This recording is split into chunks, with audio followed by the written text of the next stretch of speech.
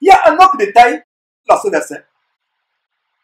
C'est l'honnêteté absolue de la parole de Dieu. Regardez comment un roi impie confronte Abraham. Abraham est confronté par un roi impie. Quelle est la révélation ici? C'est l'honnêteté absolue de la parole de Dieu. C'est difficile de trouver la biographie d'un grand homme de Dieu ou d'un grand homme de ce monde, un grand homme de Dieu, ou un grand de ce monde. C'est difficile de trouver une biographie qui soit honnête comme les saintes écritures de la Bible. Vous lisez la biographie de Noé dans la Bible. Un grand homme devant Dieu qui a été épargné du déluge, qui a détruit toute la terre. Mais la Bible ne met pas cependant qu'il s'est enivré de vin au point d'exposer sa nudité à ses enfants. La Bible ne met pas cela. Regardez l'honnêteté de la Bible quand il s'agit de faire la biographie. Un grand homme de Dieu comme Abraham est appelé notre Père à tous en Romains chapitre 4 verset 16. Un homme qui parle avec Dieu et à qui Dieu a fait de très grandes promesses, telles que toutes les nations de la terre devaient être bénies en son nom. Mais la Bible ne met pas qu'il a menti à 2 reprises, comme on vient de voir. La Bible ne met pas qu'Isaac, le fils d'Abraham, lui aussi a menti. Exactement comme son père Abraham, en disant que Rebecca, c'est sa sœur, que ce n'est pas sa femme. Devant notre Abimelech, on verra ça plus tard. La Bible ne met pas aussi que Jacob, le petit-fils d'Abraham, a aussi menti, est un grand rusé. La Bible parle de cela. La Bible nous parle de Moïse, un grand homme de Dieu, qui a opéré de grands miracles. La Bible dit comment il était patient. Mais la Bible mentionne aussi qu'il a perdu son sang-froid et s'est mis dans une très grande colère en brisant les tables contenant les lois de Dieu. Vous voyez comment la Bible est honnête quand il s'agit de faire des biographies. On voit par exemple comment Paul a perdu son sang-froid. Le souverain sacrificateur lui a donné un soufflet, l'a giflé, il a perdu son sang-froid, et il a insulté le souverain sacrificateur. La Bible nous rappelle aussi comment, malgré les grandes choses que Paul a faites, comment Paul a eu un malentendu avec Barnabas. On dirait une querelle, un malentendu avec Barnabas au sujet de Marc. Et ils se sont même séparés à la suite de ce malentendu. La Bible nous montre comment Pierre a renié le Seigneur Jésus-Christ. Et comment, après la montée de Jésus-Christ au ciel, Pierre a fait preuve d'hypocrisie. Et cela a d'ailleurs amené Paul à le confronter publiquement. Donc, mes frères et sœurs, vous regardez les biographies de tous ces grands hommes de Dieu dans la Bible. Vous regardez les biographies de tous ces grands hommes de Dieu dans la Bible. Qu'est-ce que vous constatez? La Bible est honnête sur leurs faiblesses, sur leurs fautes, sur leurs erreurs, sur leurs défaillances. Et cela nous montre là où le Saint-Esprit veut nous conduire. Veut nous conduire, surtout dans cette fin de temps. Pourquoi je mentionne ces choses inspirées par le Saint-Esprit? C'est qu'il y a une grande tendance dans toutes les églises, entre guillemets, de nos jours, une tendance des chrétiens, des fidèles à idolâtrer leurs pasteurs, leurs fondateurs, leurs évêques. Il y a d'autres qui se donnent des noms blasphémateurs de révérends. Oh, révérend tel, on se courbe, on s'agenouille. Il y a une tendance d'idolâtrer les hommes soi-disant de Dieu. Un homme véritable de Dieu ne sera pas idolâtré, ne sera pas vénéré. Et cela se passe dans toutes les dénominations, dans toutes les assemblées chrétiennes, toutes confessions confondues, toutes dénominations, du nord au sud, de l'est à l'ouest. Quand les gens ont une grande admiration ou un grand respect pour un soi-disant homme de Dieu, entre guillemets, pour leur révérend, quel blasphème, pour leur évêque, quand les fidèles ont une grande admiration pour leur évêque, leur pasteur, leur prophète, ils deviennent à 100% aveugles et sourds sur toute chose mauvaise que ce soi-disant homme de Dieu peut faire ou dire. Donc ce soi-disant homme de Dieu devient comme le pape infaillible, immaculé, le pape de l'abominable religion catholique romaine. parfait et immaculé comme Dieu, sans la moindre faute. Sans la moindre faute. Voilà la preuve que ces hommes, ces fidèles qui idolâtrent leur pasteur, leur prophète, pensant qu'ils sont infaillibles, voilà la preuve qu'ils sont conduits par un esprit charnel, qu'ils ne sont pas conduits par le Saint-Esprit. Car le Saint-Esprit nous ouvre les yeux et nous donne le discernement sur les égarements, sur les fautes. Même des plus grandes personnes que nous appelons hommes de Dieu, des plus grands hommes de Dieu que nous considérons comme être hommes de Dieu. Mes frères et sœurs, regardez comment l'apôtre Paul, conduit par le Saint-Esprit, a discerné que Pierre s'était rendu coupable d'hypocrisie et l'apôtre Paul l'a confronté publiquement, et Pierre s'est laissé reprendre humblement par l'apôtre Paul. Il n'a pas dit, qui es-tu? Qui es-tu? Paul, moi j'ai marché avec Jésus, j'ai mangé avec Jésus. J'ai mangé du poisson avec Jésus après sa résurrection. Je suis celui à qui Jésus a dit, tu es Pierre, et cette pierre, je bâtirai mon église. Paul, qui es-tu? Regardez comment nous, chrétiens, aujourd'hui, nous sommes éloignés du standard des saints frères et sœurs qui nous ont précédés dans la foi. Un frère veut te reprendre, ça se transforme en une chamaillerie, une querelle. Des fois, vous êtes sur le point d'envie romain. Ça veut dire que nous ne sommes pas conduits par le Saint-Esprit. Le Saint-Esprit, mes frères et sœurs, c'est une preuve que nous sommes égarés, loin de la foi, pensant que nous sommes dans la foi.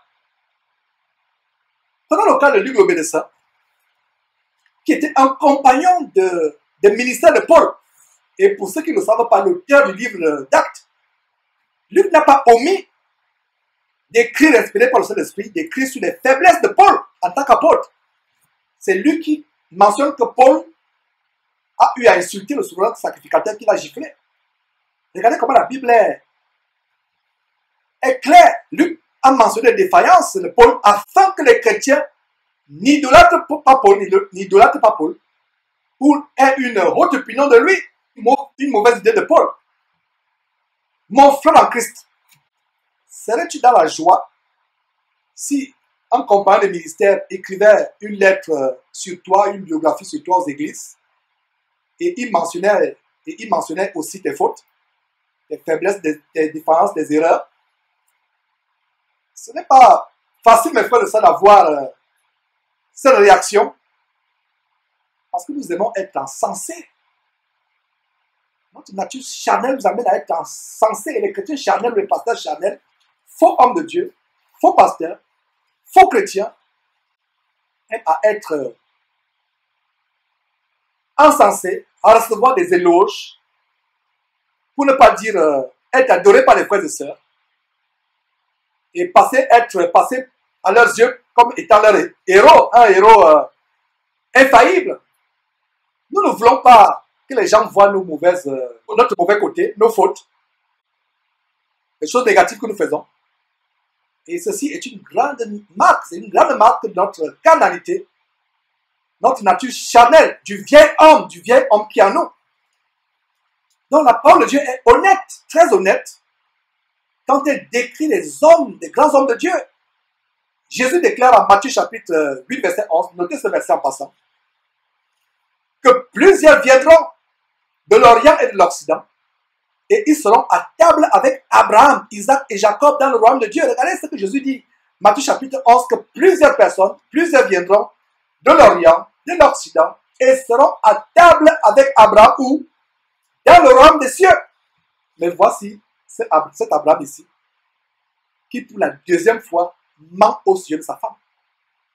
Voilà l'honnêteté du Saint-Esprit. Le Saint-Esprit aurait pu cacher ce côté de la vie d'Abraham. Voilà. Donc Dieu déteste cette malhonnêteté chez les soi-disant hommes de Dieu, qui consiste à se faire passer aux yeux des gens, de leurs fidèles, du monde, comme si on était infaillible, sans péché, comme si on n'avait jamais commis la moindre faute. Dieu déteste cela grandement, mes frères et sœurs. Car ça les assimile aux pharisiens que Jésus a copieusement dénoncé en Matthieu chapitre 23. Allez lire au chapitre 23 de Matthieu pour voir comment Jésus-Christ les dénonce copieusement. Les dénonce copieusement. mes frères. Donc si quelqu'un vous faisait la biographie d'un soi-disant grand homme de Dieu, ne croyez jamais à cette biographie si elle ne contient pas aussi les récits sur les faiblesses, les échecs, les erreurs, les défaillances de cet homme. C'est la raison pour laquelle moi, votre frère Georges, ce n'est qu'à la Bible que je me fie à 100%. Ce n'est qu'à la Bible. Parce que la Bible est honnête sur l'histoire des grands hommes de Dieu que nous étudions comme Abraham. Ces biographies des soi-disant grands hommes de Dieu sont à éviter, à mettre même à la poubelle ou à brûler. Parce que 99,99% de ces biographies ne font qu'encenser, idolâtrer ces hommes. Demandez par exemple à un branhamiste, frères et sœurs, de vous parler de Branham. Il ne vous dira même pas une seule chose que Branham a fait de négatif. Il ne vous montrera pas une seule erreur que Branham a commise. Branham est immaculé. C'est pour ça que vous voyez les photos de Branham avec une lumière toute la tête. Mes frères et sœurs, le diable nous hait. Le diable nous hait. Voilà. Un branhamiste, demandez-lui si Branham a fait une seule chose négative. Il va vous dire jamais, rien du tout. Vous risquez même d'arriver aux mains, vous bagarrez. Si vous êtes aussi impulsif comme lui. Demandez à un méthodiste de vous parler, de John Wesley. Il ne vous dira pas une seule chose négative que Wesley a faite. Ou a dit. Il ne vous dira pas. Vous demandez à un luthérien de vous parler de Martin Luther, ou à un catholique de vous parler du pape François, ou à un témoin de Jéhovah de vous parler de leur fondateur Charles Russell, pour parler en français, ou demander à un adventiste de vous parler d'Ellen White. Aucun d'eux ne vous montrera la moindre faute que leur fondateur idole a commise. Tous sont des héros infaillibles, immaculés, comme Dieu lui-même. Voilà pourquoi moi, votre frère Georges, je ne me fie qu'à la Bible, car elle au moins, elle est honnête au sujet des vrais hommes de Dieu, mes frères et sœurs. Donc voilà le grand drame aujourd'hui, dans nos assemblées, ou bien vos assemblées soi-disant chrétiennes, qui ne sont pour la plupart des camps de concentration qui mènent en enfer. Les fidèles sont tellement aveuglés et fascinés par leur leader qu'ils préféreraient se couper la main ou se percer l'œil que d'admettre qu'ils peuvent eux aussi se tromper ou avoir des fautes ou des faiblesses.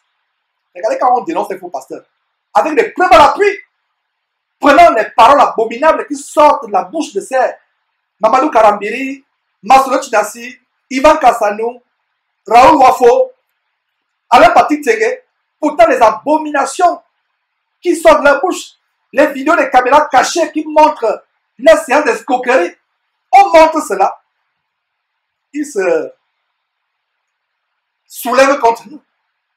C'est la preuve de quoi? C'est la preuve de la carnalité, la chair, agissant dans ces soi-disant chrétiens qui n'ont pas le Saint-Esprit, hommes sensuels n'ayant pas le Saint-Esprit.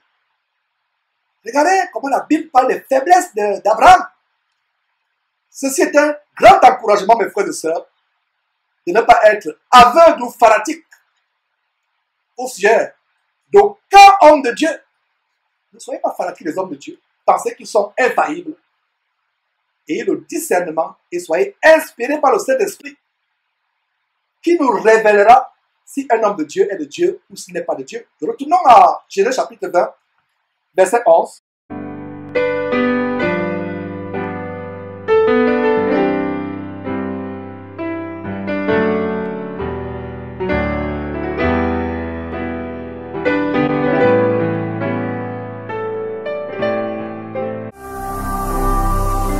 Ne manquez pas de vous abonner à notre chaîne YouTube Jésus-Christ TV, en cliquant sur le bouton s'abonner, juste au bas de la fenêtre de cette vidéo. Ainsi, vous recevrez automatiquement nos nouvelles vidéos, et vous ne raterez aucune. Vous connaîtrez la vérité et la vérité vous affranchira. Jean 8, 32.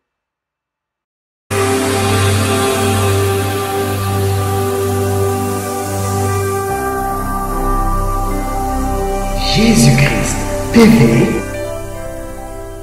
vous connaîtrez la vérité et la vérité vous affranchira.